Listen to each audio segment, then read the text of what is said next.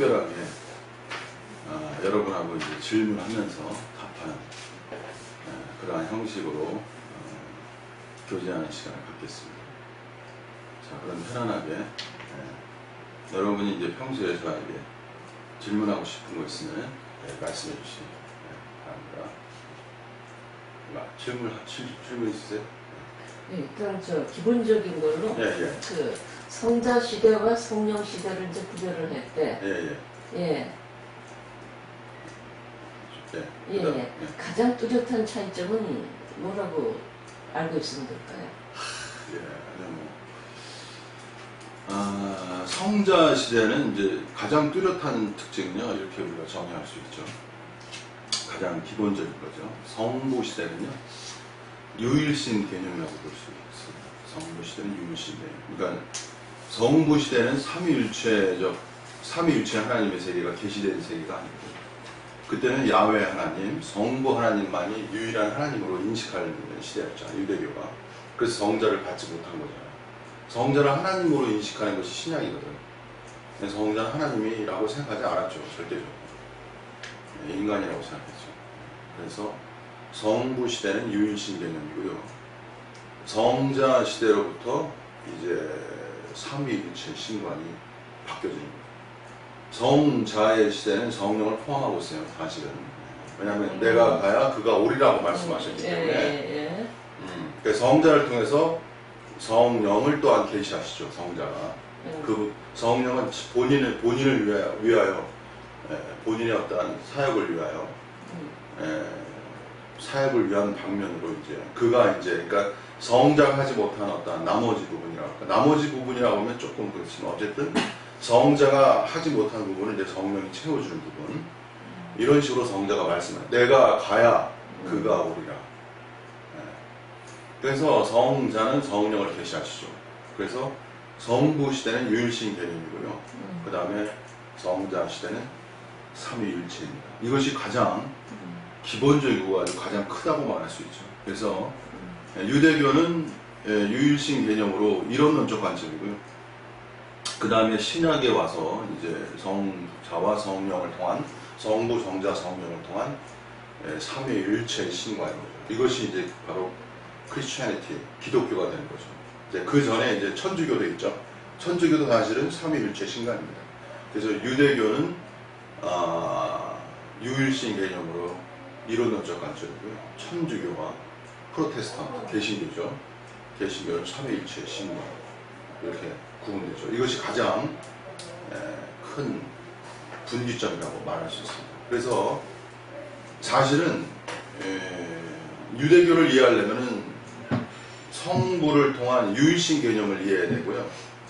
그 다음에 캐톨릭과 프로테스탄트를 이해하려면 삼위일체를 정확히 이해할 수 있어요. 삼위일체가 거의 모든 것입니다. 기독교의 모든 것이에요, 사실.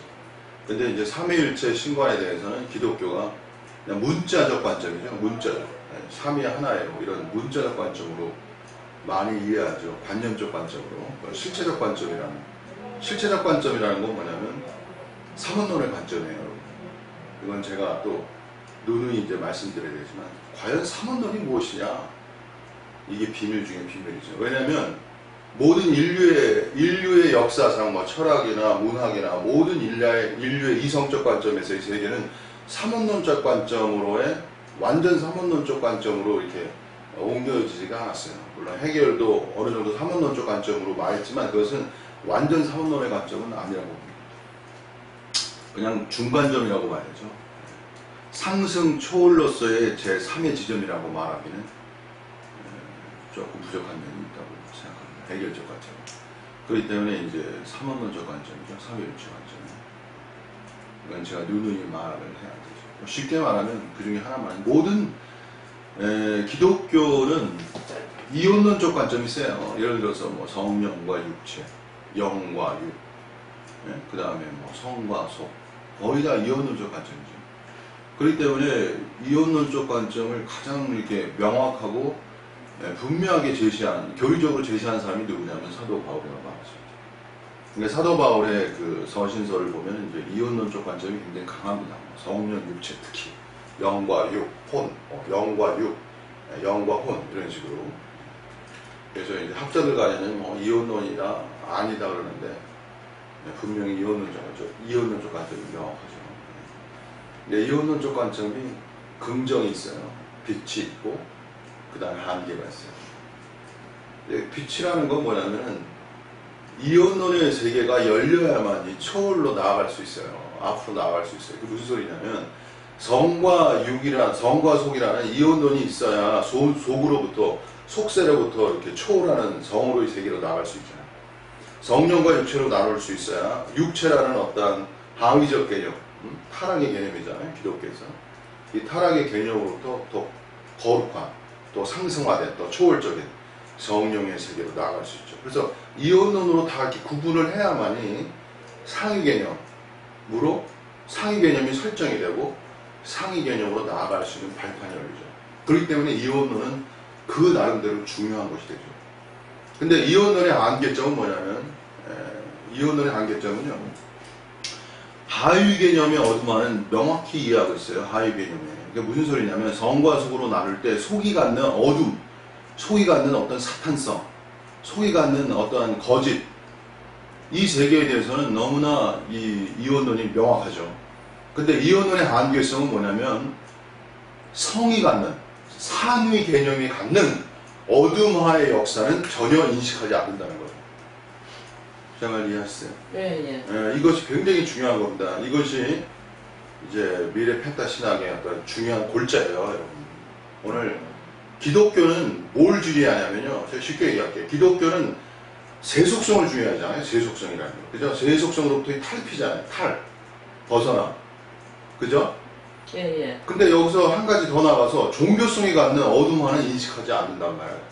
네? 세상과 종교로 나눈다면 종교가 갖는 어둠화의 역사는 그리고 상위 개념이 갖는 어둠화의 역사에 대해서는 깊이 인식하지 않으려 하죠. 이건 뭐야? 종교와 세상, 네? 성과 속, 이혼론의 세계 속에 갇혀있기 때문에 상위 개념을 그냥 절대화해버려요. 상위 개념을 절대화한다는 건 뭐냐면 상위 개념을 어둠화를 의심하지 않아요. 어둠화가 발생할 거라고 전혀 의심하지 않아요. 이것이 이혼론 세계의 한계점이에요. 오늘날 기독교는 기독교 자체의 영성과 종교성 속에서 경건성 속에서 역사는 사단의 역사는 전혀 주의하지 않죠. 그럼 선생님, 목사님, 네. 대예수라는 개념은 종교성의 어둠을 여기서는요, 이제 여기는 이제 제가 오늘 유튜브는 이 대중적으로 올라갈 수 있기 때문에 여기서 이제 질문하시는 분이 이제 보통 수준이 아니니까 이제 대예수란 말을 썼는데 보통 이제 대예수란 말을 써 기독교 성도들은 예수라고 말을 하지 대예수란 말을 하지 않거든요. 그죠? 여기 또 대예수는 뭐야? 또 긴장하죠. 이게 근데 대예수라는 개념은 진정한 예수의 개념이죠.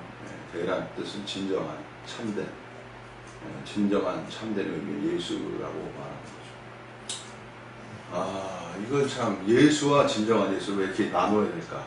그거는 뭐냐면 예수가 그만큼 축소화하거나 하향화하거나 예수님이 지저스, 예수님 그분이 너무 하향화되거나 축소화되거나 왜곡화되거나 그러한 부분이 이제 발생한 거죠. 그래서 그러니까 어떻게 예수님이 축소화되고 왜곡화되고 하향화된 건가?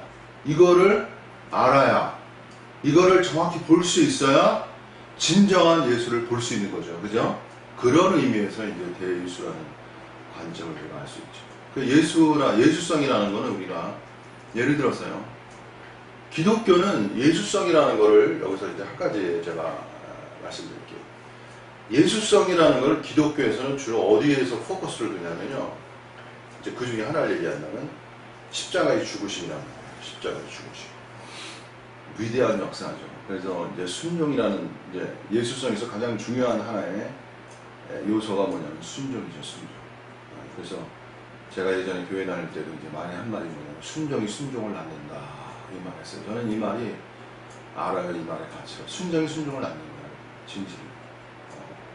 예수님의 그 한 분의 순종하심이 한 분의 순종하심을 통해서 많은 순종이 이 땅에 존재하게 된 거예요.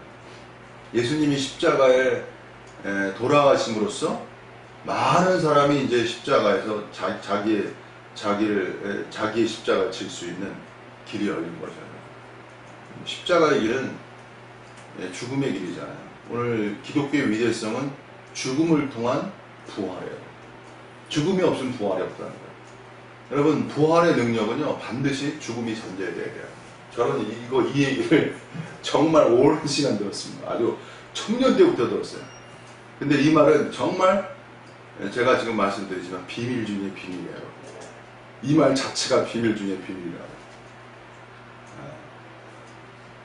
저는 죽음이라는 얘기를 지금도 한 몇십 년, 수십 년 지났지만, 참, 이제 뭐, 제가 또 얘기할 게 너무 많은데, 이제 사단은 또 이제 십자가와 죽음의 역사를 또 얻어모아는, 이게 기가 막힌 또 사단의 역사였기 때문에.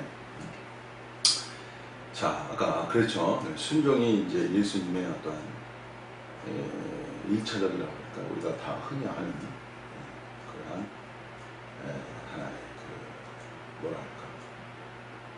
예수님을 우리가 아는 하나님. 예수님이 어떤 분인가 말할 때 우리는 순종이라고 말하잖아요. 순종이 하나님. 그죠? 성부에게는 우리가 순종이라는 걸 볼 수가 없죠. 성부께서, 그죠? 성부는 순종을 우리에게 보여줄 수가 없어요. 성부 그분 자신. 그분은 초월적인, 초월에 대한 걸, 절대적, 전능성, 초월. 그죠? 전지전능. 이런 것이 우리가 성부를 통해서 우리가 알 수 있는데, 성부는 순종이라는 걸 어떻게 보여주기가 어려워요. 겸손이라는 걸 보여주기가 어렵고. 그죠? 네, 성자를 통해서 이렇게 하나님의 그 겸손, 순종, 이런 걸 우리가 볼 수 있어요. 기가 막힌 거니까 이게 성부와 성자는 이게 높고 낮음이라고 말해요. 그러니까 극과 극이죠. 가장 높은 정점이 뭐냐면 성부라고 말할 수 있는데 가장 깊은 정점은 뭐냐면 성자, 이런 식으로. 성부는 초월적인 얘기를, 성부는 초월에 대한 이야기, 초월적인 거를 많이 우리를 보여주죠. 인간이 범접할 수 없는. 근데 예수님은 성자는 이게 역이란 말이에요. 역이라는 것이 기독교의 정말 위대성인데, 그 높고 높으신 하나님이 이 땅에 성육신으로 왔다는 자체가 이게 기적, 인간이 이성을 초월하는 이야기예요, 여러분. 그냥 우리는 그냥 지금 이게 다 알려진 사실일 때 받아들이지만, 그 당시에 그 유대교 관점에서는 성자가 그러한 모양으로 이 땅에 올 거라고는 전혀 생각하지 않죠. 그러니까 하나님의 세계는 인간의 이성의 세계로 전혀 접근이 어려운 영역이죠. 그래서 이 땅에 가장 높고 높은 분이, 가장 높고 높으신 분이 가장 낮고 낮은 방식으로 이 땅에 왔다는 것입니다. 그래서 이 기독교의 신앙의 깊이는 뭐냐면요, 가장 높은 걸 알아야 되지만 가장 낮은 걸 또 알아야 돼요. 이 가장 높은 것과 가장 낮은 것. 그리스도인의 신앙에서 중요한 요소가 뭐냐면, 여러분, 인생에서 이게 활력이라고 그러나, 자부심, 힘, 파워는요, 가장 높은 존귀성이에요, 여러분. 그 자존감이라고 그래, 자존심 상하면은, 여러분, 인생에서 너무 쓰라리잖아요. 그렇죠. 살만도 안 나고, 그죠? 그럼. 근데 내적으로 가장 높은 자존감이 형성되면 어떠한 뭐랄까 환경, 어떠한 일이 있어도 그게 견디는 거 아닙니까? 그러니까 기독교만이 가장 최고의 자존감을 갖죠. 왜냐하면 하나님을 아버지라고 말하고, 그 하나님이 삼위일체로 인간 속에 내주한다는, 이 내주한다는 것도 엄청난 진리거든요. 인듀얼리티라는 관점인데, 소크라테스는 네 자신을 알라고 그랬잖아요. 네 자신을 알라. 근데 프로티노스는 뭐냐면 네 안으로 들어가란 말했어요. 이게 얼마나 큰 전환입니까? 이 소크라테스가 네 자신을 알라는 것은 뭐냐면은 자연 철학, 그 전 시대의 자연 철학, 자연만 봤잖아요. 자연 속에. 자연만 봤잖아요. 자연 속에서 어떤 세상의 이치와 인간의 궁극적 의미를 찾으려고 했잖아요. 거기서 소크라테스는 전환해가지고 오는 거예요. 네 자신을 알라. 네 자연이 아니라 인간 너 자신을 알아. 이것이 대전환이란 말이에요. 그렇기 때문에 소크라테스가 위대한, 그 당시에 시대를 바꾸는 위대한 전환자가 된 거죠. 소크라테스 철학에서. 그래서 자연으로부터 인간을 알아간다는 자체가 이것이 귀한 거예요, 여러분. 그죠? 근데 플로티누스는 더 나간단 말이에요. 그러면 네 안으로 들어와라. 이게 뭐냐면은, 플로티누스는 아마도 제가 볼 때 소크라테스보다는 더 깊었던 것 같아요. 그냥 뭐냐면, 플로티누스는 인간 속에 어떤 신성의 요소가 있다는 것에 어떤 확신을 가지고 있었단 말이에요.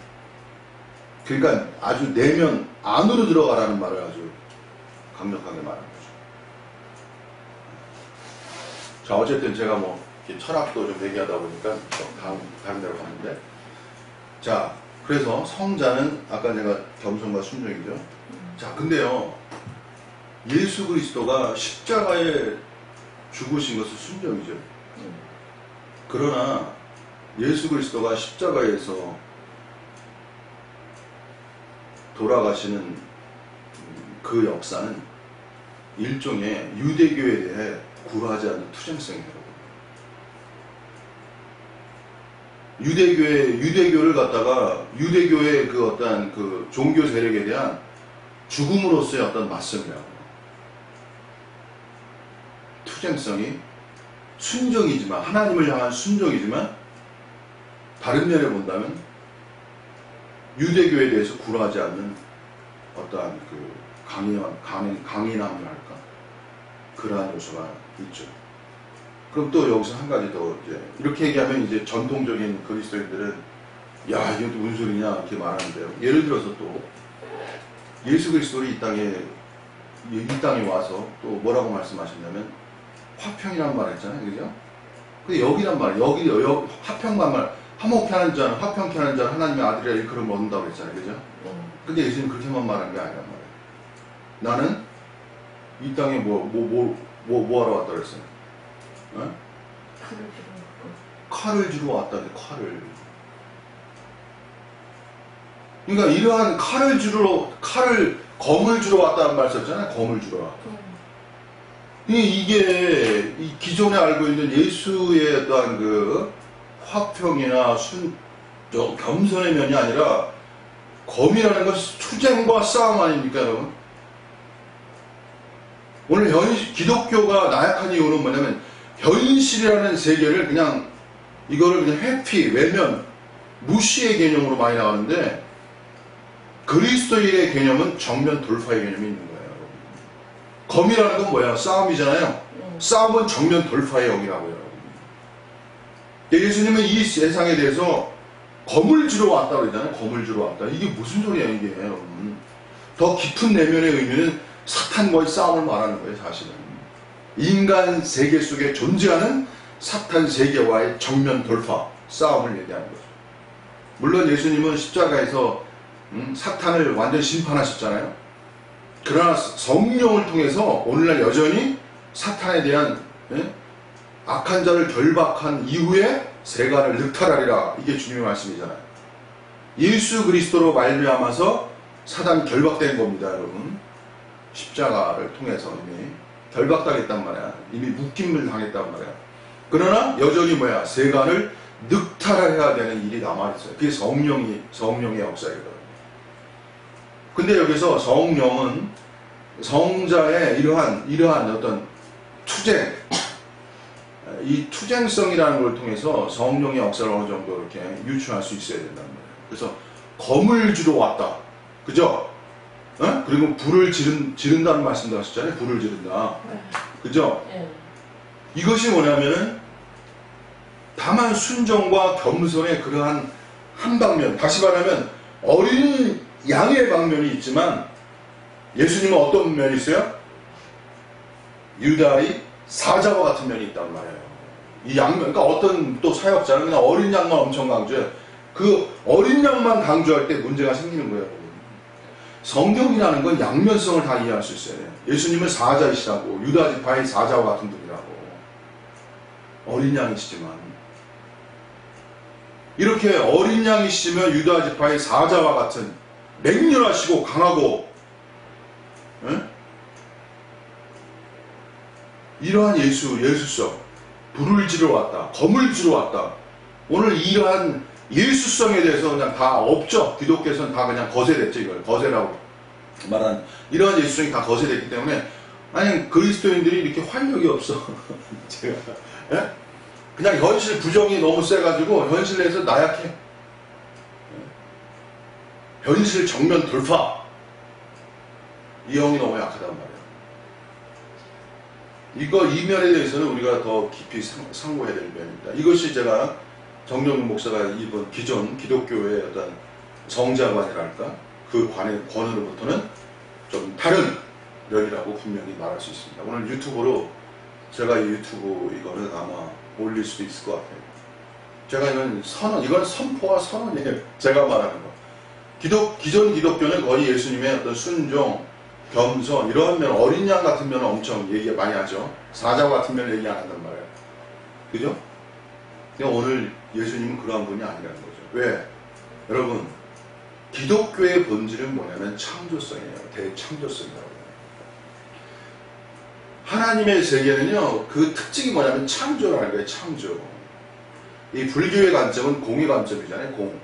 그래서 불교와 공을 좀 비교를 해야 이 기독교가 어떤 건지 좀 더 쉽게 이해하기 때문에 불교를 이해하려면 공이라는 개념을 이해해야 된단 말이에요. 공의 위대성은 뭐냐면은 공의 위대성은요, 모든 사람은 유가 갖는 그 어둠을 이해하잖아요.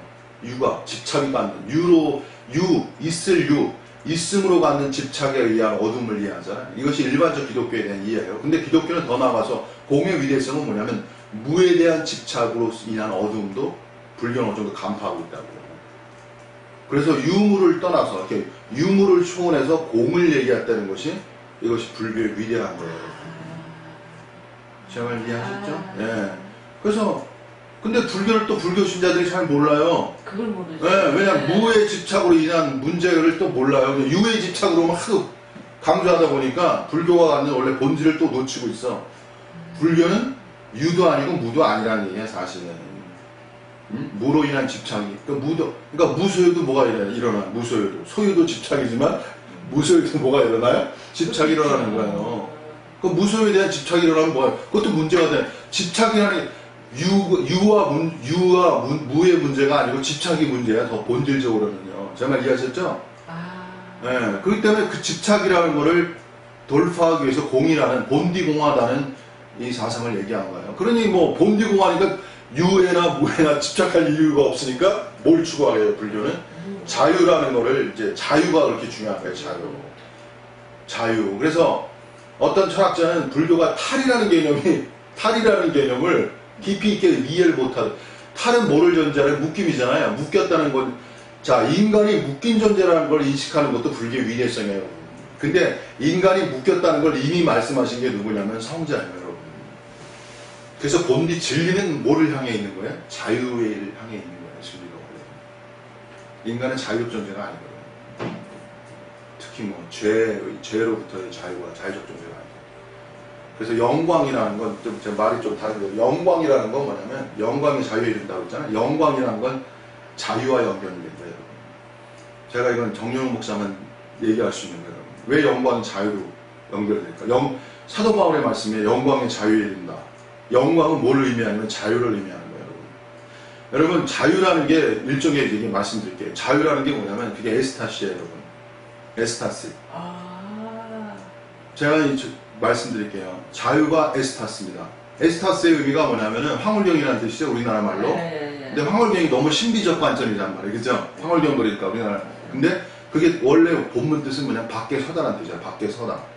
밖에 서다라는 건 뭐야? 자신 안에 갇혀있지 않다는 걸 의미하는 거예요. 밖에 설 수 있다는 건 자신 안에 갇혀있지 않다는 거예요. 자신으로 벗어나 있다는 거예요. 그 자체가 뭐야? 자유에 이르는 거예요.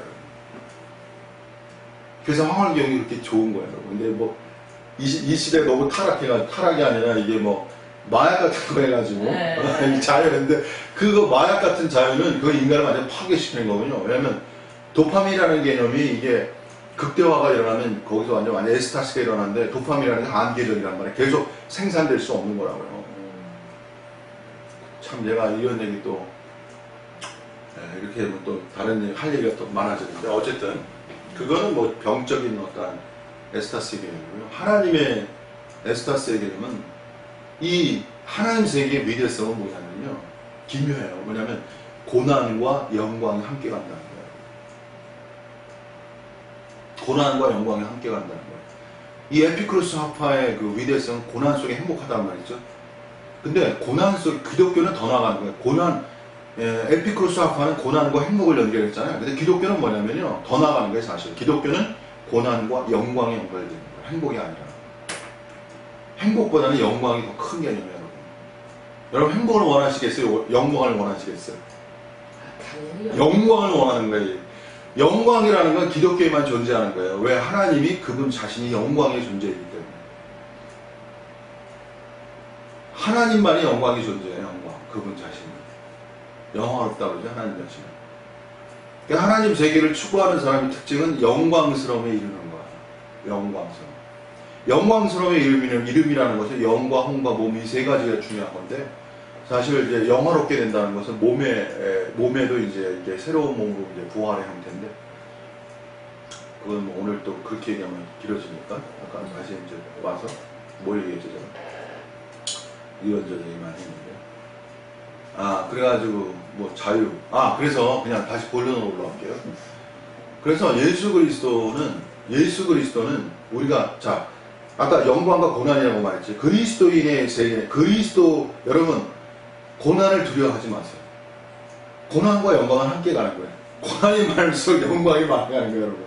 어떤 학생이요, 여러분 공부를 많이 했어. 힘들어, 피곤해. 예를 들어서 학교 가서 그냥 공부를 엄청 많이 했어. 피곤해, 힘들어. 근데 속에는 기뻐요, 안 기뻐요? 기쁜 거예요, 여러분. 네? 공부하는 것이요, 이게 겉으로는 힘들고 근데 속에서는 기쁜 거야. 근데 어떤 학생이 막 놀아봐. 몸은 편하고 뭐 행복한 것 같지만 속은 불안한 거야.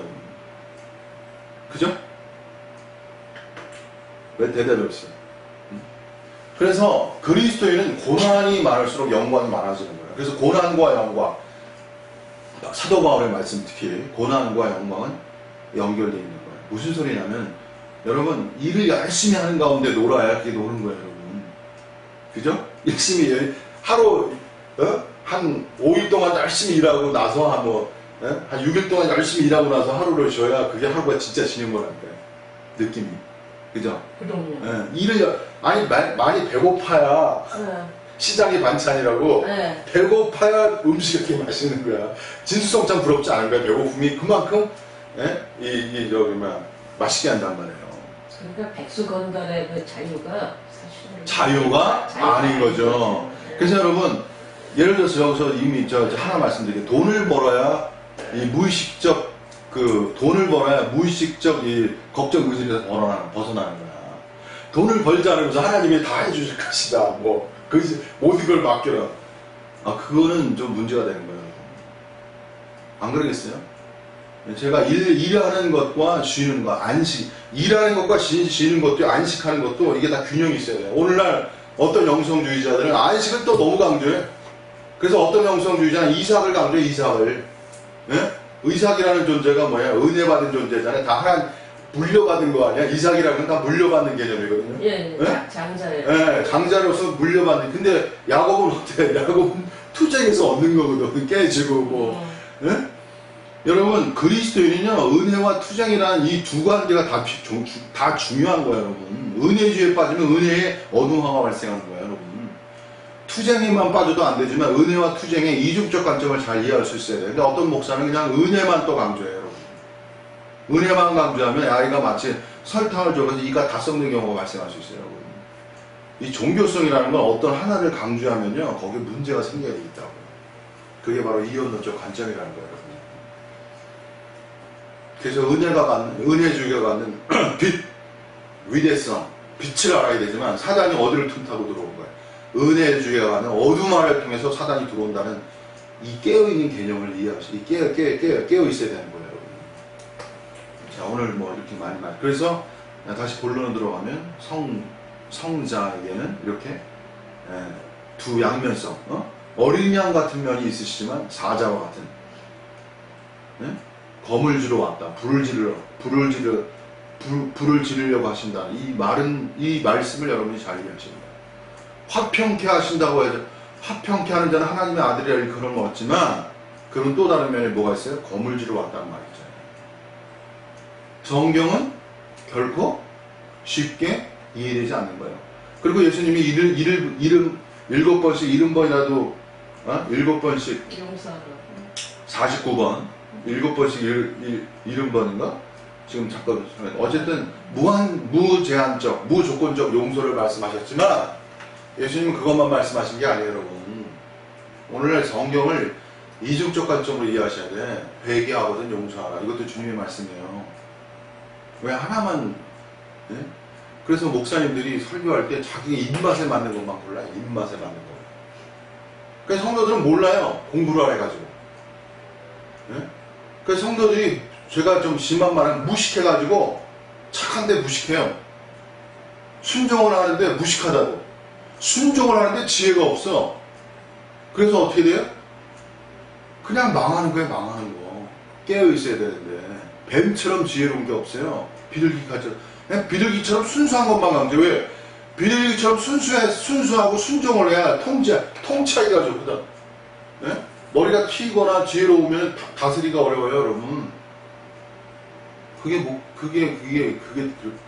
예수님 뭐라 그랬어요? 뱀처럼 지혜로우라고 그랬어요. 내가 너를 이리 가운데 보낸 것 같아요. 얼마나 예수님은, 이건 사도 바울이 전혀 말할 수 없는데, 저는 이 한마디가 사도 바울의 이 신학과는 너무나 다른 거예요, 이게 신의 말씀이라는 거예요, 저는. 어떻게 사도 바울 속에, 여러분 사도 바울의 서신서 속에 뱀처럼 지혜로우란 말 있습니까, 여러분? 그걸 먼저 말씀하셨다고, 성자가. 사도 바울하고, 이게 오늘날 신학은 거의 사도 바울 쪽으로 많이 갔는데, 사도 바울의 신학, 그게 따라갈 수 없는 성자의 말씀의 위대성이 존재하는 거예요, 여러분. 지혜가 없기 때문에 그냥 순수하고 순종하고 착하기만 하니까 뭐야, 그냥. 이게 인생 망하는 거예요. 그 목사님, 목사님 따라가 망하는 거예요. 발전하지 못하고. 순종이 인간을 발전시키지 못하네. 자기 발전을 못 시키네. 질문 하나 드릴게요. 아니, 잠깐만, 이거 정리하고. 제가 그냥 워낙 이런 면에 대해서 부담이 있다 보니까 이게 또 말하고 있네요. 충분하죠? 제가. 그러면 예수님으로 인해서 요거 치시네, 좀만. 신칭이라는 이거는 또 얘기 안 하면 신칭의 내재와 초월이 같이 이거는 이제 제가 간단히 말씀드리고 넘어갈게요. 왜 신칭이 중요하냐면 모든 인간의 그 종교성이라는 건 다 초월을 얘기해요. 초월을 얘기해요. 뭐 빛 착하게 살아라, 이롭게 살아라, 뭐 바르게 살아라, 다 초월성이잖아요, 그죠? 근데 예수님만이 거꾸로 얘기했단 말이에요. 너희는 뭐야? 회개하라. 회개하라는 건 뭘 전제하냐면 너희가 죄인이라는 걸 전제하는 거예요. 초월을 얘기해, 빛을 얘기한 게 아니고 네가 어둠이라는 걸 역으로 얘기한 거예요. 이게 바로 인간의 심층을 때린 거라고. 이게 그리스도 예수의 위대성이라는 거예요. 어떤 종교도 심층을 때리지 않아요. 명확하게, 정확하게. 인간 심층, 내면보다 더 깊은 심층을 때린 종교는 이 땅에 존재하지 않습니다. 모든 종교는 다 빛이에요. 뭐 착하게 살아, 부모에게 효도하라, 의롭게 살아라, 다 초월을 얘기하잖아요. 근데 예수님은 역을 때린 거예요. 너희가 뭐야? 회개하라. 그것도 첫성으로 말하는 거예요. 산상. 그분의 첫성이 산상수훈은 아니고 그죠. 말씀하실 때, 티칭하실 때. 이것이 예수님의 심층성이라는 거예요. 그래서 초월에 이르기 위해서는 심층.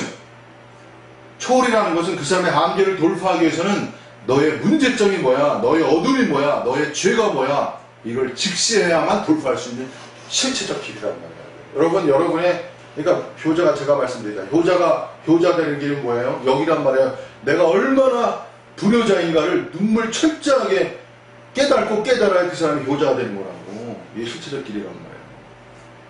이런 거를 예수님이 말씀하신 거예요. 자, 여기까지만 얘기하겠습니다. 심취성에 대해서는 뭐 깊은 얘기가 많지만, 자, 여기까지만. 자, 그 다음. 아까 무조건적 용서랑 회개하거든 용서하라. 그러니까 회개하거든 용서하라. 이거는 뭐 어떤 조건이나 상황에 따라서 이해가 가요.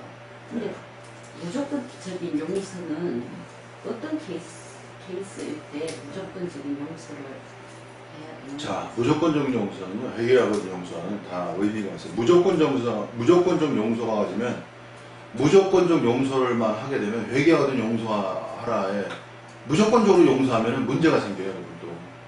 그러니까 네. 이게 이제 회개하거든 용서하라 이거는 뭐 어떤 잘못을 했을 때 뉘우치면 그렇죠. 이제 그러니까 용서를 해라. 무조건적 용서가 갖는 어떠한 어둠이 없어. 왜냐면은 회개하거든 용서해 그 사람이 새로운 존재로 창조가 될 거 아니야. 여기에 이제 초점이 있는 거예요. 용서보다 사실은 회개하거든 용서의 문제는 용서 자체보다는 그 사람이 새로운 사람으로의 변화, 어떤 창조에 초점이 있다고 볼 수 있는 거예요. 새 창조에. 여러분 이 관점이 있는 용서도 중요한 거지만 그 사람이 새로운 존재가 되는 게 더 중요할 수도 있어요, 여러분. 제 말 이해하셨죠? 어떤 케이스일 때 그러니까 지금 제가 그거 제가 얘기할게요. 자, 어쨌든 회개하거든 용서를 먼저 말하면 회개하거든 용서라는 거 뭐냐면 그 사람이 새로운 존재가 돼야지. 하나님의 개념은 용서보다는 새로. 자, 그거죠. 근데 용서라는 건 뭐냐면 왜 무조건 용서냐면 무조건적인 용서는요. 그건 하나님의 영역이에요, 사실. 하나님만이 무조건 용서할 수 있어요. 하나님만이 실체적으로. 무한적 용서란 말이에요. 무한의 세계의 용서란. 네? 그러니까 하나님만이 용서하십니다. 사실. 인간은 용서하기가 어려워, 사실. 그러면 일곱 잠깐 번 들어보세요. 곱하기 일곱 번. 그거는 뭐냐면 무한적 용서에 대한 비유적 표현이에요. 그러니까 그걸 이제 그러니까 무조건적 말씀할게요. 용서라고. 자, 그러면은 뭐냐면은 이 무조건적 용서의 의미는 뭐냐면 이런 얘기를 기록해서 하나님의 은혜죠. 하나님의 은혜에 따라 하나님의 은혜라는 것은 하나님의 인간에게 용서할 수 있는 능력을 부여하신다는 개념이 포함되어 있고요. 그래서 하나님의 은혜를 따라 하나님의 능력을 주실 때 인간은 어떤 존재가 될 수 있다. 무조건적으로 용서할 수 있는 존재가 될 수 있다는 것을 말씀하십니다. 이것이 하나님의 은혜입니다. 그래서 이렇게 말할 수 있죠. 난 용서할 수 없어. 그래, 넌 용서할 수 없어. 그러나 하나님이 너에게 은혜를 주시면 너는 용서할 수 있는 존재가 될 수 있어.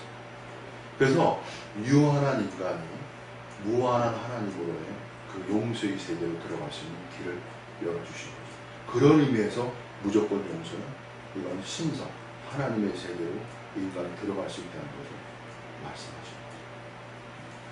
그래서 기독교는 사실은요, 본래 뭐냐면 유한의 인간이, 유한적 인간이 초월적 하나님의 세계로 진입하는 것이고 그 실체를 맛보고 체험하는 영역이라고 말할 수 있습니다. 이것이 사실입니다. 그래서 제가 영광이라고 했잖아요. 영광이잖아요. 영광이라는 건 하나님의 것이에요. 인간의 것이 아니에요. 사실 인간은 타락한 존재고 이미 사탄한 존재인데 어떻게 영광이 됩니까? 근데 예수 그리스도께서 이 땅에 오셔서 죽고 부활하심으로써 이제 거기서 이제 조회라는 라이프, 영생을 주신 조회, 영생, 영원한 생명이라는 게 있는데 그 생명을 주심으로써 생명이라는 건 뭐냐면 능력을 포함하는 거예요. 생명은 능력을 포함한다는 거예요. 인간의 생명은 인간의 능력을 포함하는 거예요. 생명이 능력이에요. 여러분, 인간이 창조할 수 있잖아요. 인간 지성이 생명을 가졌기 때문에 창조의 능력을 가지고 있는 거예요. 그러니까 하나님의 생명은 하나님의 뭘 가져올 수 있어? 하나님의 능력을 가져올 수 있는 거예요. 그래서 기독교는 하나님의 생명에 의한 하나님의 능력, 다시 말하면 무조건적으로 용서할 수 있는 능력을 부여하신다는 걸 말하는 거죠. 언제 무조건적인 용서를 하는 거예요? 언제가, 여기서 용서라는 건 여기서의 개념은 언제가 아니고 모든 상황에서 용서라고 말할 수 있죠. 모든 상황에서. 근데 단 하나, 성경은 또 기묘한 책이 있어요. 뭐가 있냐면, 그러니까 모든 상황이라고 봐야 돼요. 여기서는 1차적으로 모든 상황을 용서할 수 있는 거예요. 예수님이 말씀하신 거예요. 네? 근데 여기서 이제 또 하나 또 제가 이 말씀드릴게요. 근데 또 모든 상황이라고 그러잖아요, 사람들, 그죠? 근데 용서받지 못하는 상황 하나가 있어요. 이게 성경이 기묘하다는 거야. 용서받지 못하는 상황이 있다니까, 여러분. 그거는 예. 뭐예요? 성자를 회방한 것은 용서를 받을 수 있지만 성령을 회방한 것은 용서받지 못해요. 이건 엄청난 얘기예요, 여러분. 여러분, 성령을 회방한 죄에 걸리면 용서를 받지 못해요, 여러분. 그러면 성령을 해방하는 거하고 성자를 해방하는 이게 비밀인 거죠, 여러분. 이건 정말, 이건 간단히 제가 말할 수 있는 성경. 그러니까, 성령을 해방하는 것이 뭐야? 이걸 정확히 말하기가 굉장히 어려운 거예요. 목사님들 중에 이런 거 설교하는 사람도 거의 없어요. 성경에 분명히 있었거든요. 나를 주님을 해방한 것은 용서함을 받을 수 있어요. 네? 근데 성령을 해방한 건 용서함을 못 받아. 야, 이건 참, 자, 여기서 제가 말씀드릴게요. 그냥 제가, 자, 성자의 사역의 초점은 뭐냐면, 성자의 사역의 초점은 옛 창조를 종말화시키고 새 창조를 개방한 거예요. 이게 성자의 십자가 부활의 역사라고. 그냥 이걸 뭐 들으세요. 어쩔 수 없어요. 십자가라는 건 옛 창조를 종말화시키는 거예요. 끝냈다는 거예요. 옛 창조를. 이게 성자야. 네? 그리고 새 창조를 개방시킨 거예요. 개방. 열어주신 거예요. 열어주신 거예요. 그리고 새 창조를 실체화하는 건 누구냐? 그게 바로 성령이라는 거예요. 성령의 역사는, 성자의 역사는 옛 창조에 대한 종말하고요. 새 창조의 개방화예요.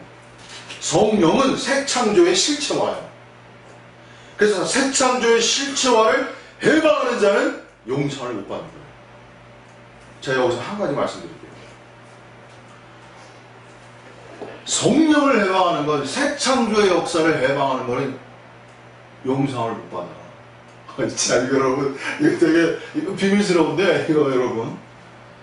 이거 조심해야 돼요, 여러분. 이건 정말 조심해야 돼요. 어떤 사람이 예를 들어서 새 창조, 하나님의 위대한 새 창조의 역사를 진행시키고 있어. 미래 진리를 따라서. 네? 그런 사람 잘못 걸리면, 그 사람한테 잘못 보이면 반대하잖아요? 하나님이 그냥 심판해버려요. 이거 무시무시한 얘기예요, 여러분. 이거 하나님은, 여러분, 하나님은 말세가 될수록 어떠한 분이 심판하시는 분이에요, 여러분. 그런 케이스가 있어요? 있어요. 죽어요, 그냥 죽어. 제가 오늘 정연호 목사가 약간 좀 무서운 얘기 할게요. 그냥 어떤 사람이 제가 어떤 유튜브를 보고 섬뜩하단 말 하더라고요. 옛날에 막, 지난말에. 섬뜩하다. 섬뜩. 오늘 이 시대에 뭐로 사람들을 다스릴 거야?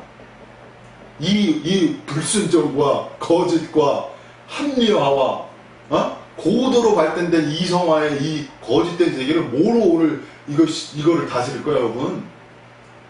그냥 제가 한마디로 얘기할게요. 성령의 심판이에요, 여러분. 그래서 성령을 사역하는 그 목사에게는 심판권이 있어야 돼요. 다른 뭐 영생, 축복, 권능이라고 그러는데, 진짜 성령의 역사는 뭐냐면 심판의 역사예요. 그래서 예수님이 성령의 세상 임금을 심판한다고 그러잖아요. 세상 임금을. 근데 그 성령의 역사는 세상 임금을 심판함으로써 뭘 가져오는 거예요? 세상 임금이 사탄이잖아요. 사탄은 뭘 하냐면요, 궁극적으로 새 창조를 방해하는 거예요, 여러분. 새 창조 역사를 새 창조를 방해하는 거예요. 요거는 나중에 더 심화적으로 얘기할게요. 이거는 뭐 제가 구체적으로 말하는 거지만. 그래서 어쨌든 용서받지 못할 때는 성령의 대역사를, 성령의 대역사라는 것은 성경의 미래 창조의 역사예요. 이거를 해방하잖아요. 네? 여기서 한 가지 더 얘기하면 돼요. 과거적 진리의 세계로. 유대교의 진리의 세계가 성자의 진리를 막았다고. 유대교의 율법과 그 율법주의가, 네? 물질적이라는 성전주의 관점이 신약을 막았다고. 그러니까 어떻게 했어요? 타이터스가 70년 후에 그냥 완전히 어떻게 했어요? 유대 성전을 다 그냥 돌 하나에 돌을 안고 다 없애버렸지. 그게 하나님의 역사라니까. 유대교는 성전, 눈에 보이는 성전 속에 하나님이 계시다는 개념이 있었기 때문에 성전을 주시했다고. 근데 예수님이 예언했다고 돌 위에 돌 하나도 남지 않게 해야 된다. 그래서 유대교의 그 성전을 갖다가 타이터스가 70년 후에 다 회파해버렸다고. 다 무너뜨렸다고. 유대교회. 근데 지금은 또. 자, 여기까지 일단. 그래가지고 이것이 하나님의 역사라고. 유대교의 과거적 진리의 세계가 예수님의 미래적 진리의 세계를 차단하잖아요. 그거 하나님 다 회파시킨다고. 그게 성령의 역사라는 거예요. 그래서 성령의 역사는 미래로 나아갈 수. 자, 여러분, 미래 창조의 세계는요, 미래 진리의 세계가 열려야 돼요. 정연호 목사가 계속해서 외치는 건 미래 진리의 세계를, 삼원론의 세계, 제가 얘기했잖아요. 삼위일체로부터. 그 삼원론의 세계가 미래 진리의 세계예요. 저는 제가 어느 날 삼원론의 진리의 세계를 이해하고, 저는 영성주의에 어둠화 있었다고. 제가 이혼론주의에. 제가 이거 뭐 오늘 이거는 따로 시간을 내서 말씀드려야 될 것 같은데, 이게 삼원론으로 나아가는 세계도 이게 정말 많은 시간이 필요하다. 이혼론이 영성주의가 그만큼 이혼론 세계에 묶여 있어요. 제한되니까. 자, 여기까지만 얘기하고 시간이 거의 다 된 것 같아요. 자, 그 다음에 마지막으로. 하나만. 예. 그러면은 그 사원론적 관점이 열린 사람은 그게 그냥 계속 지속이 되는 거예요. 그 관점이. 자, 예를 들어서 제가 오늘 쉽게 설명할게요. 여러분. 삼원론이라는 개념을 쉽게 얘기할게요. 여러분 좀 이해를 돕기 위해서. 삼원론이라는 건 지난번에 제가 이해 아주 쉽게 할게요. 기독교는 뭐냐면요. 물질, 돈을 사랑하면 일만하게 뿌리라고 그랬어요. 그죠, 여러분? 돈을 사랑하면 일만하게 뿌리요. 그죠? 그래서 돈에 대해서 어떻게 해요? 폄하한단 말이에요. 무시하고, 멸시한단 말이에요. 근데 돈에 대해서 무시하고, 멸시하고, 폄하하고, 외면하면 문제가 생긴단 말이에요. 돈을 사랑하면 일만하게 뿌리가 되는 건 맞아요. 그건 진리의 말씀이에요. 분명히. 근데 돈을 무시하거나, 외면하거나, 폄하하면 문제가 생겨요, 안 생겨요? 문제가 생겨요. 그죠? 현실에 대해서 부정이 일어나고 현실을 정면 돌파하지 않아요. 사단이 거기서 틈타고 들어오는 거라고 항상. 이게 기존의 가르침하고 제가 틀린 거예요. 자, 그래서 이중적 관점, 이혼론의 삼원론이라는 건 이혼론의 세계를 정확히 알고 거기를 두 개를 정확히 알고 그 상계점으로 나가는 거예요. 자, 무슨 소리냐면 돈이 모든 것이 아니야를 알아야죠. 그죠? 그죠? 근데 돈이 또 모든 것이야. 이중적 관점을 알아야 된다는 거야. 다만 하나만 아는 게 아니에요. 자, 돈이 모든 것이 아니야를 아는 사람하고 돈이 모든 것이 아니야, 그리고 돈이 모든 것이 아니야, 이 둘을 아는 사람하고 차이가 있겠어요, 없겠어요, 여러분? 차이가 있겠어요, 없어요, 이해하세요? 차이가 있겠죠? 너무 차이가 있죠. 그래서 돈이 모든 것이야도 알고 돈이 모든 것이야 아니라도 알면서 두 가지의 약점을 다 돌파할 수 있어 나가는 것이 삼원론의 세계란 말이에요, 여러분. 돈이 모든 것이야도 문제가 생겨요. 돈이 모든 것이 아니라고 해도 문제가 생겨요. 그죠? 그 문제를 돌파해 나가는 것이 삼원론의 세계라는 거예요. 그러니까 이게 삼원론이 돈뿐만 아니라 그렇죠. 모든 것에 다 적용하. 그렇죠. 그런데 네. 그 삼원론이 그러니까 그게 그 모든 면에서 다 그렇죠. 그게 지속이 되고 삼원론. 왜냐면 왜 삼원론이라는 세계는 자 예를 들어서 여기서 한 가지만 너무 많이 가르쳐 드리면 안 됩니다. 진짜 수업 좀 많이 받아야 되는데. 왜 삼원? 네. 많이 가르쳐 주시고 네. 많이 받으세요. 이게 참 좋아요. 저는 이런 말 지금 네. 이게 지금 우리 듣는 분 말씀인데 여러분 얼마나 좋습니까? 우리 자본주의를 살아갑니다. 예. 돈 많이 아주 이게 너무 속 시원한 얘기예요. 여러분 이렇게 가셔야 돼요. 네? 그러니까 목사님이 하나를 주시면 우리는 열로 나갈 수 있어요. 너무 좋습니다. 근데 너무 귀한 것도 제가 또 감추고 싶어서 자 보세요 여러분. 자 여기서 한 가지만 제가 말씀드릴게요. 이게 빨리 들어오세요. 지금 오늘 좋은 얘기 너무 많이 했는데. 자, 마지막으로 얘기할게요. 잘 들어보세요. 자, 제가 삼원론이라고 했죠. 삼원론이라는 건 이혼론을 넘어서는 거예요. 이혼론을 넘어선다. 이혼론이라는 것은 상위 개념하고 하위 개념을 나눠요. 그죠? 그래서 이혼론이라는 거, 아까 성속이라고 그럴 때 이혼론이라는 것은 상위 개념이 성이잖아. 하위 개념이 속이잖아. 그죠? 그래서 이혼론은 상위 개념과 하위 개념을 나누면서 상위 개념을 채택하는 거야. 그리고 상위 개념을 지향하고 추구하는 거야. 이게 이혼론 세계예요. 그죠? 자, 삼원론, 그런데, 자, 보세요. 삼원론 세계가 왜 중요하냐면 보세요, 여러분. 이혼론 세계는 한계가 있어요. 이혼론 세계가 한계가 있는 건 뭐냐면, 이혼론 세계는 하위 개념의 어둠만을 이해해. 근데 이혼론은 상위 개념의 어둠만을 인식하지 못하는 거야. 이게 바로 이혼론의 한계야. 다시 쉽게 말해서 성이 갖는 어둠화 역사는 전혀 주의하지 않는 거야. 제 말 이해하시죠? 그러니까 이게 지속적 발전이 안 일어나. 왜 지속적 발전이 안 일어나냐면 사단 때문에 그래요. 사단은 어떤 존재예요, 여러분? 이미 여러분 이혼론으로 상위와 하위를 나눴다는 건 뭐냐면 하위 속에 사단의 역사가 있다는 걸 보는 거야. 세상 속에 사단이 역사했다는 걸 보는 거야 이미. 이건 다 이해하시죠? 그죠 여러분? 예. 근데 사단이 어디에 역사할 수 있어? 상위 개념에도 역사할 수 있는 거야, 여러분. 영성 속에도 역사할 수 있는 거야. 성스러움 속에도 역사할 수 있는 거야, 여러분. 제 말 이해하시죠? 그러면 삼원론이라는 건 뭐예요? 삼원론이라는 거는 상위 개념 속에서도 누가 역사할 수 있다는 걸 아는 거야. 사단이 역사할 수 있다는 거야. 그래서 중요한 건 뭐냐면요. 인간이라는 거는 옳고 그름이 아니에요, 여러분. 옳고 그름에도 어둠화 형성된다니까. 옳고 그름이 아니라니까. 바르냐, 아니야, 이것도 아니라니까, 여러분. 더 나아가서는. 여러분, 윤리화라는 것은 발음이잖아, 그죠? 그러면은 그 잠깐, 이거 중요한 거기 때문에. 지금 중요한 얘기 하기 때문에. 발음이라는 거 중요하죠, 그죠? 올바름 중요하잖아요. 의로움 중요하잖아요, 그죠? 근데 사단은 어떤 존재야? 옳아, 발라, 맞아.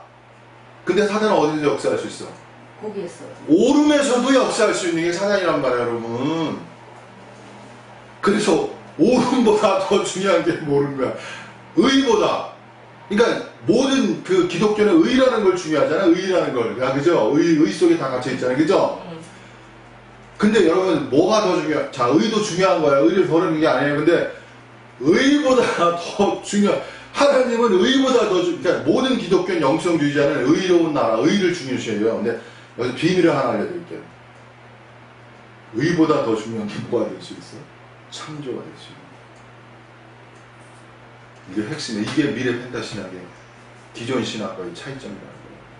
그러니까 모든 사람들은 다 의에 갇혀 있다니까. 옳아야 돼, 바라야 돼, 착해야 돼. 다 좋아요. 그걸 부인하는 게 아니에요. 근데 그럼으로써 창조가 일어나지 않는다면 그 의는 어둠화가 되는 거야. 그런데 그 상위 개념이 여기가 엄청 귀한 얘기인데 제가 왜냐면 여기서 계속 얘기했다는데 어차피 질문. 그러니까 그 상위 개념이 창조도 사탄이 될 수 있다 이 말씀이시잖아요. 아니에요. 이제 그거는 또 나중에 얘기해요. 무한 창조의 세계는 하나님의 창조의 세계예요. 그리고 사탄 세계는 창조의 세계가 아니야. 사탄은 어떤 세계예요? 본질적으로. 여러분 이건 구분하셔야 돼요. 사탄은 사창조의 세계가 아니야. 이건 명확한 거야. 사탄은 어떤 존재야? 본질이 파괴력 존재예요. 여러분 사탄은 뭘 해요? 파괴하는 거예요. 이건 구분되는 거예요. 하나님은 어떤 존재죠? 새 창조적 존재예요. 이건 구분되는 거예요. 사탄은 어떤 존재냐면 파괴적 존재예요. 근데 사탄은 어떻게 역사하냐면요. 자기가 파괴 이름으로 오지 않아요. 새 창조의 이름으로 와요. 이게 좀 깊은 얘기예요, 여러분. 창조의 미래 이름으로 와요, 사탄이. 여러분. 사탄은 성령의 이름으로, 하나님의 이름으로, 창조의 이름으로, 새 창조의 이름, 성령 이름으로 오는 거야. 근데 본질은 시간이 지날수록 뭐가 역사돼? 파괴가 역사다는 게 사단의 역사예요. 그 사단을 간파하기가 그렇게 만만한 게 아니다. 자, 이렇게만 정해. 자, 그 다음 마지막. 그 상위 개념이 뭐 창조 이런 게 들어가는데 그거를 어떻게 알 수가 있어요? 야, 이게 중요한 얘기인데요. 제가 말씀드릴게요. 열매입니다. 열매. 이건 예수님의 말씀으로 돌아가요. 이게 어쩔 수 없이. 그 나무의 열매를 봐, 그 나무를 알지. 이게 결정적이에요. 왜냐면 여러분 나무가 맨 처음에 열매가 없으면 나무가 무슨 나무인지 잘 몰라요. 누구도. 이게 감나무인지 복숭아 나무인지 그냥 물론 뭐 아는 사람도 있겠지만 일반적으로 이게 명확하게. 왜냐면 이 사단의 역사라는 건 뭐냐면 유수 하나님의 세계거든요. 제가 오늘 믿음의 세계로 오늘 믿음에 대한 정의를 제가 하나 말씀드립니다. 믿음이라는 건 뭐냐면요. 오늘 하나의 위대한 정의라고 말해요. 믿음이라는 건 뭐냐면 인간 세계와 하나님의 세계를 분리시키는 게 믿음의 세계예요. 이렇게만 써놓으세요. 일단 여러분이 한꺼번에 얘기되는지 아시지만 믿음의 영역은 하나님의 세계를 여는 거야. 믿음이 있다는 건 인간 세계를 초월한 하나님의 세계를 인식하는 거예요. 여러분. 믿음이라는 자체가 그 속성을 가지는 거야. 응? 집에 가서 많이 생각해 보세요. 놀랄 겁니다. 이 진리가. 한꺼번에 들어서 무슨 소리인지 뭐야. 원래 진리 세계는 맨 처음에 들으면 무슨 소리인지 잘 몰라요. 여러분. 잠깐 너무 아까 뭐 얘기했지? 믿음, 뭘 얘기했지? 열매. 그거만 제가 설명할게요. 그 사람이 열매라는 건 뭐냐면 행위를 말하는 거예요. 행위가 포함돼요. 여러분 모든 인간은요 그 사람의 이 정신성이라는 건 왜 그 사람의 생각, 정신성이라는 건 왜 중요하냐면 반드시 정신성과 생각이라는 건 행동으로 결과를 낳기 때문에 그런 거예요. 그래서 생각이 변해야 뭐가 변한다? 운명이 변한다고 그러잖아요. 우리가 흔한 말로. 생각, 정신성이라는 것은 그 사람이 뭘 가져와? 행동이 변하는 거야, 행동이. 그래서 행동을 변화시키려면 뭘 변화시켜야 먼저? 정신성, 생각을 변화시켜야 되는 거야. 그래서 정신교육이 중요한 거예요. 정신이 안 변하면 행동이 안 변해요. 죽어도 깨어도 안 변해. 다시 원상태로 돌아가. 그래서 이 정신의 변화가 그걸 회개라고 그러는 거예요, 원래가. 원래 회개라는 뜻이 뭐냐면은 그 생각의 전환이라는 뜻이에요, 원래가. 헬러어는. 생각이 변화돼야 뭐 행동이 변화되는 거야. 행동이 변화돼야 뭐가 변해? 운명이 변화되는 거야. 그래서 열매라는 것은 그 사람의 행동으로 나타나는 거예요. 그 예를 들어 하나 쉽게 들게요. 제가 항상 쉽게 쉬운 예를 하나 들게요. 열매를 뭐 얘기할게요. 세습하는 것이 있어요. 열매잖아. 세습이 열매예요, 여러분. 그죠? 뭐 세습하는 거 눈에 보여요, 안 보여요? 보이죠. 보이는 거예요, 여러분. 근데 세습하는데도 사람들이 열매인데도 기묘하게 그게 육체의 열매인데 그게 성령의 열매로 둔갑시켜. 그게 쇠뇌라는 거예요, 쇠뇌. 종교성의 쇠뇌라는 거예요, 쇠뇌. 쇠뇌시키는 거예요. 쇠뇌시켜서 열매도 육체의 열매인데 성령의 열매로 변화시켜. 그건 뭐야? 그게 양심의 감각이 어떻게 돼? 마비된 거예요, 여러분. 그것이. 왜? 하나님의 이름으로 쇠뇌시켜서. 그리고 하나님을 따른다고, 그 하나님을 따른다고 계속 쇠뇌시키는 거예요. 그래서 이 영성주의가 위험한 거야. 쇠뇌시키는 거. 왜냐면 이제 나중에 말씀드렸지만 영성주의는 하나님과 자기를 동일시키거든. 그래서 자기화된 하나님의 세계를 파괴시켜야 돼요. 자기화된 하나님의 세계가 유사 하나님의 세계예요. 이게 좀 어려운 얘기인데, 그래서 유사 하나님의 세계를 파괴해야만 하나님의 실제적 세계가 나타나요. 그래서 열매라는 건요, 반드시 열매라는 것도 제가 설명해 드릴게요. 열매는 뭐가 있느냐? 행동과 관련이 있고요, 시간과 관련이 있고요. 시간이 지나면 열매가 나타나겠어요. 그래서 열매는요, 속일 수가 없어요. 열매는 못 속여요. 그래서 안타깝게도 이럴 수가 있어요. 본인도 열매가 뭔지 모를 수 있어요. 근데 시간 속에서 열매는 나타나게 됐어요. 결과는 나타나게 됐어요. 그러니까 한 예로 세습이 무조건 열매가 아니다 이렇게 볼 수는 또 없잖아요. 일반적으로 세습은 일반적으로 아닐 수도 있어요. 그것도 다라고 말해요. 근데 일반적으로는 세습이 육체라고, 일단 세습이 육체라고 말을 해야지. 그거는 일반적으로 일단은. 이 열매라는 것도 좀 주관적일 수가 있잖아요. 근데요, 이제 그거는 제가 더 말씀드리겠지만, 그건 사항별로 틀리겠지. 사항별로 그 문제가, 예를 들어서 어떤 데 갔는데 아들밖에 없어. 아들밖에 없어. 아들이 이룰 수밖에 없는 상황이 있어. 그건 세습이 아니고 어쩔 수 없는 상황이지. 근데 뭐 그런 상황이 있을 수 있을까? 어떤 섬에 갔는데 예를 들어서 아들밖에 아들밖에 뭐 할 수, 그런 특별한 상황이 있어. 그거는 뭐 어쩔 수 없는 상황이고. 근데 일반적으로 제자도 많고 사람도 많은데 그거는 일반적으로 그건 보편적이죠. 그리고 여러분 이런 것도 있습니다, 여러분. 이 믿음의 역사는요, 또 일반적인 얘기죠. 믿음의 역사는 하나님의 세계를 추구하잖아요. 하나님의 세계를 추구하다 보면 믿음이 강화될수록 인간 이성을 폄하하게 돼요. 구조가 그렇습니다. 인간 이성을 자꾸 폄하하게 된다. 무시하다. 그래서 아까 쇠뇌된다고 했잖아요, 쇠뇌. 네? 그래서 인간 이성이 갖는 또 위대성은 뭐냐면 두 가지가 있잖아요. 보편성과 객관성이라는 거예요. 이성이라는 건, 감정은 객관화가 안 돼요. 감정은 어디에 문제가 되냐면 주관화가 많이 돼요. 감정이라는 거예요. 그래서 인간은 감정과 또 주관성이 있어야 되잖아요. 그죠? 주관성도 중요하고 객관성도 다 중요하구나. 근데 인간 이성은 뭐야? 굉장히 주관성보다는 객관성이 많아요. 왜? 인간 이성은 굉장히 합리적이란 말이에요. 합리성이 이 이성이 갖는 특성이란 말이에요. 여러분? 합리주의가 이성주의, 그 계몽주의 사상의 핵심 요소란 말이에요. 합리적이라는 거. 합리적이라는 객관주의를 포함시키는 거라고. 그래서 이성이라는 건 객관화가 되어야 되는 거야. 그래서 여러분, 신앙이라는 건요, 이성을 평화시킨다고 자꾸만. 이성을 평화시키면 뭐가 문제가 생겨죠? 객관주의가 문제가 생겨. 그래가지고 객관주의가 문제가 생기면 뭐냐면, 객관화라는 건 뭐냐면 다른 사람의 말도 들어야 되는 거거든. 그죠? 근데 영성주의가 강화되잖아. 그러면 성령과 동의씨가 자꾸 세게지면 객관주의가 없어져. 참모가 필요 없다. 다른 사람의 말을 안 들으려고 그래. 네? 그게 참 어려운 거야. 왜? 이 성령이라는 개념은 주관주의가 있어요. 성령주의라는 건 아주 특별하고 특수한 특수한 주관주의적 관점이 있어요. 그것도 저는 무시하지 않아요. 그러나 인간이 아까 사문론이라고 그랬잖아요. 그죠? 성령에 의한 주관주의적 관점도 필요한 거거든. 성령이 직접 계시받았다 할 말이 없는 거야. 그죠? 아니 성령이 인도했다면 누가 할 말이 있겠어. 그래서 기독교가 무서운 거야. 성령이 시켰어. 뭐 할 말이 있겠어. 그죠? 성령이 나한테 말했어. 그러면 아무 할 말이 없는 거야. 성령이 이렇게 하라고 했으면 아무 할 말이 없다니까? 절대권이라니까. 그죠? 그래 안 그래? 그래서 기독교가 무서운 거야. 한면에 영성주의가. 그래서 신령한 자는 신령한 자를 판단한단 말이 있어. 신령한 자만이 신령한 자를 판단하는 거야. 육체적인 사람은 신령한 자를 판단할 수가 없어. 자체가. 그래서 자기가 신령하고 다른 사람 다 육체라고 그래. 그러면 자기가 독불장군이 되는 거야. 사실은요. 어? 그런데 여러분, 기독교는요, 제가 사문론이라고 했잖아요. 그죠? 성령에 의한 주관주의적 관점도 있어요. 저는 객관화시켜야 돼요. 다른 사람이 말을. 성령에 의해서 옛날에는 예언자들이 많았잖아요. 네. 근데 지금 사문론이고 계속 진화함에 따라서 네.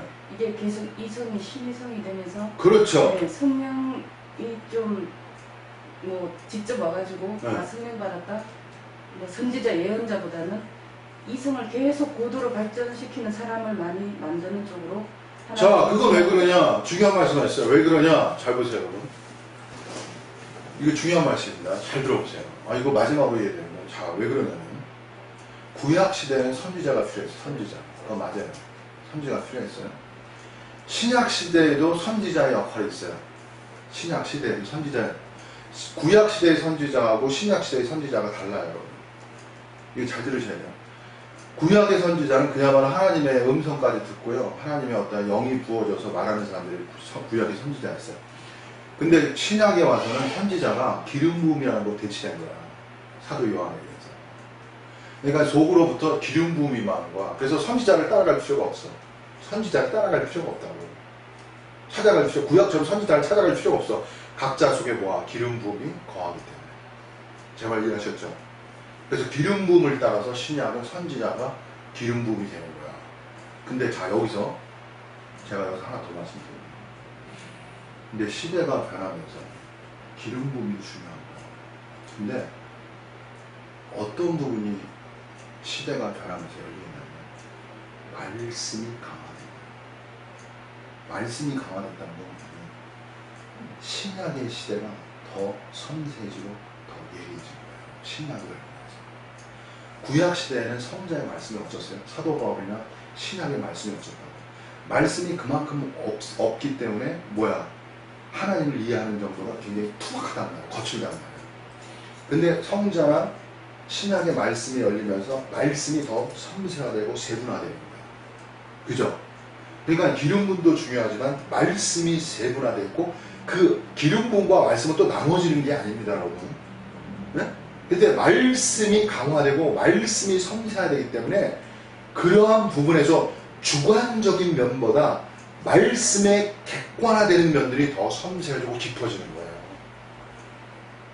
그래서 기름 부음의 역사보다는 이제는 시대가 지나면서 신이성은 또 중요한 거죠. 왜 인간 이성이 아니라 신이성의 관점이 엄청 중요한 거죠, 여러분.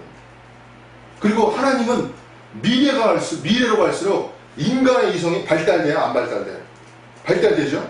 그리고 인간의 이성에서 어디로 더 많이 전환될 수 있어? 신이성으로 전환될 수 있죠. 그래서 여기서 한 가지 더 추가할게요. 제가 글을 쓰잖아요, 정명 목사.